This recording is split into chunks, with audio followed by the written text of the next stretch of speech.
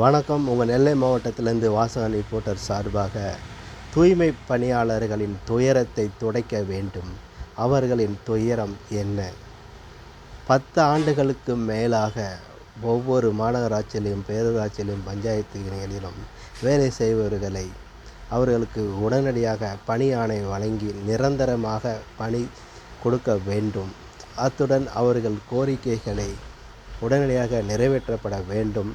தனியாரிடம் ஒப்படைக்கும் திட்டத்தை அறவே கைவிட வேண்டும் என்பது நெல்லை மாவட்டத்திலிருந்து வாசகன் ரிப்போர்ட்டர் சார்பாக இந்த வேண்டுகோளை வைக்கிறேன். தமிழக அரசுக்கு, திரு மு.க. ஸ்டாலின் முதலமைச்சர் அவர்களுக்கு வேண்டுதலாக வைக்கிறேன்.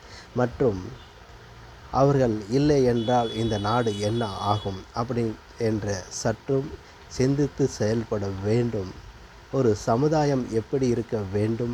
சுத்தம்தான் முக்கியம். முதலில் அந்த சுத்தத்தின் மூலமாக தான் ஒவ்வொரு பிரச்சனைகளும், ஒவ்வொரு நோய்களும் பரவிக்கொண்டு வருகிறது.